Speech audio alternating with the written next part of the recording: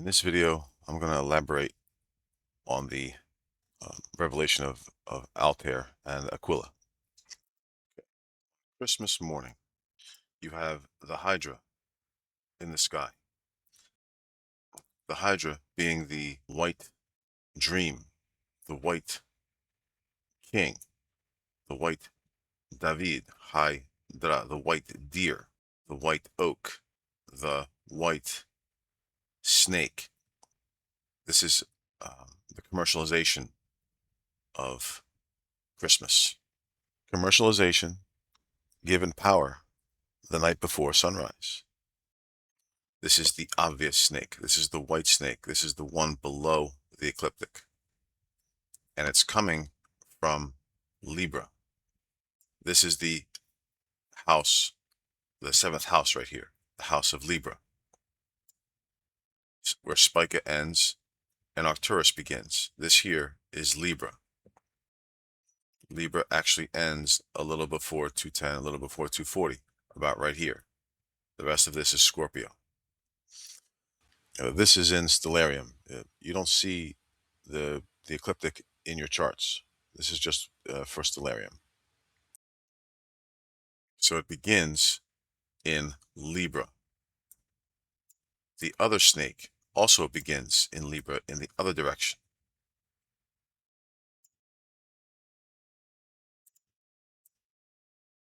That would be from here, that would be this snake. It's a hidden snake because it's above the ecliptic. It's not obvious. It's higher vibration. And it goes from here, it goes down to a water sign. In fact, it can be thought of as the head of the snake because Cancer natives love snakes. This is where Ashlesha is. So this here is the lower snake. They make it obvious in the iconography. Here is the upper snake, the one rooted in Libra, in Venus. This is the upper snake. And it also ends in watery iconography, but it's an air sign. It's the higher medium, higher vibration than water. Now, this is Sagittarius is the ninth house. And the nakshatras, after Jeshta, this here is Jeshta, which I spoke about on Brighteon. This is the end of the deer axis. This is the deer axis, the Rudra axis, from Ophiuchus to Orion, with Argo in the front here, and Pupus being the pupil, the eye. This is an anchor here, but it's an eye, and in the Hevelius sky culture, there's a face here. So this is us looking towards Orion, towards the house of Rahu.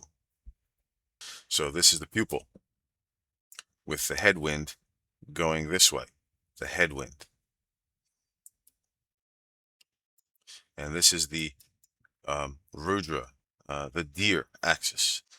This is the bronze axis, third axis, the bronze serpent axis. And this is also the axis of the book of Ruth, because Rudra is the judge. The book of Ruth is found in the book of Judges, because Rudra is Ruthra. With Rudra being the judge, they turned Ruth into a woman, into the feminine. And they made the judge feminine. She is the judge. That's why she is considered worthy. She is considered pure. She is considered inherently divine, because they made the judge, the Rudra, feminine. Why would they do that? Because are judges traditionally feminine? In England? In France? No. In England, it's been traditionally a man's oppression. In America was the first time they allowed female judges. Now remember, alchemically, masculine is direction. It has no power. Feminine is power, but it has no direction.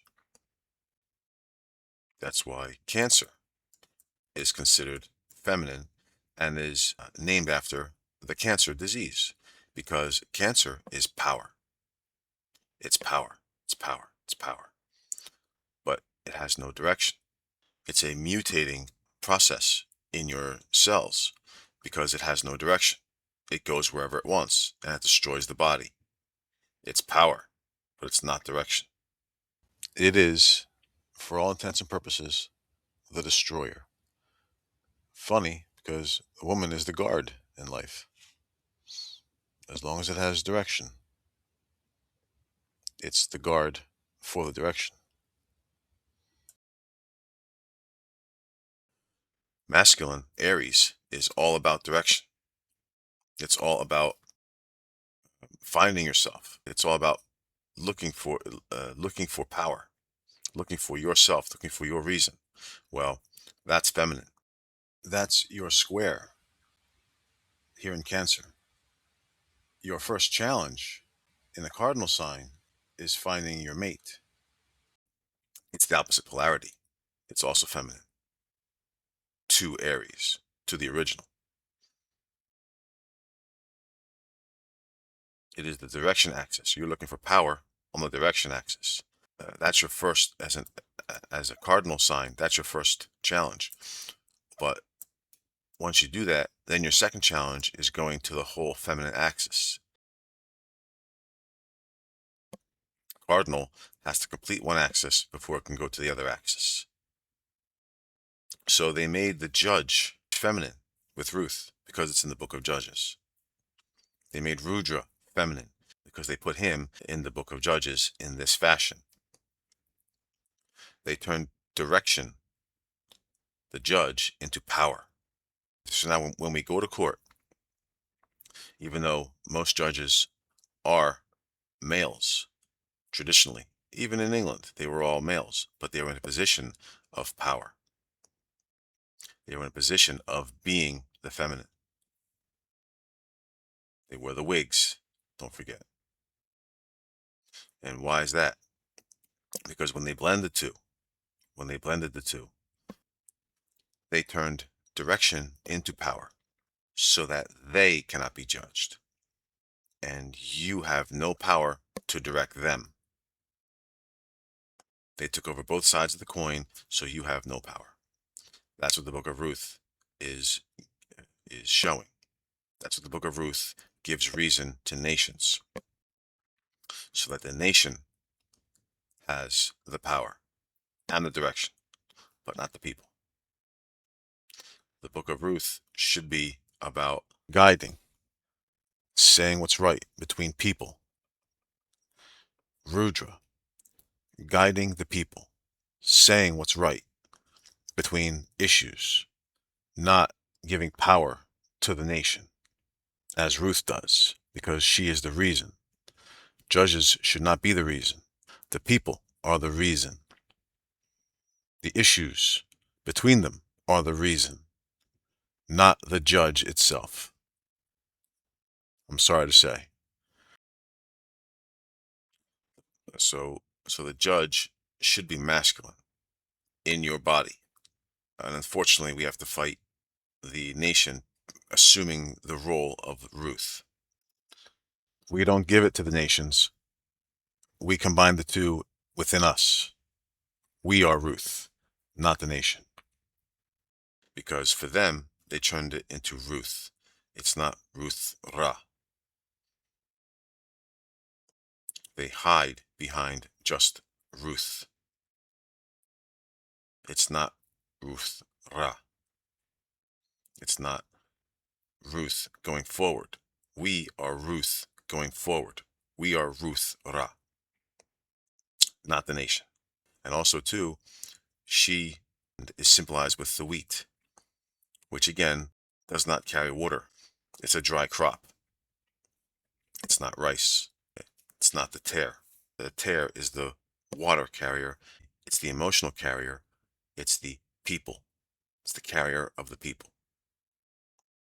The rice, the tear, the coconut. The wheat empowers the nation, the country. It does not power the people. Okay. Now, on Christmas Day, on the horizon, in the east, rises Aquila and rises Altair, just breaking the horizon on Christmas morning at sunrise. Even though you can't see it because it's not the heliacal rise of Altair. The heliacal rise of Altair would happen about a month later when the sun is down here, and then Altair will rise with the sunlight being down in Capricorn. But I wanted to give context as far as the importance of Aquila. Sagittarius is the ninth house, the natural ninth house away from Aries in the zodiac. And Aries is house 1 or step 1, as if you're about to climb a set of stairs. If the zodiac were a stairwell, is the first foot going up 1 step. 1 is you looking for yourself, your stability. That is you rising, looking for yourself or your stability. You are between 2 steps here with your first step. The second house is your second foot meeting the first foot on the first step. The second house is you finding yourself, your stability. This is Taurus. This is also numerology. 3 is Gemini. This is your first foot, 1 more step up. 3 is you looking for your home as the context of self. This is you communicating outside of yourself to find the context of yourself. 4 is the second foot meeting the first foot on the second step. 4 is finding your home, which is the context of who you are, your peace. 5 is your first foot again up to the next third step. 5 is you looking for your world as the context of your home, of your peace. Going outside of home, you are now looking for your world. This could be your community. This could be your nation. This could be your planet. It goes that far. This is where you shine. This is Leo. This is where you shine outside of your home. 6 is your second foot meeting your first foot on the third step. 6 is you finding your world outside of your home, finding your peace outside of your world, which is your community, your ethnicity, your country, your planet. Not your religion, though. This is all secular so far.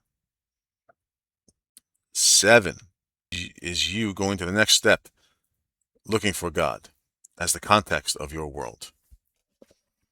This is the house of Libra, looking for the context of your world, looking for God.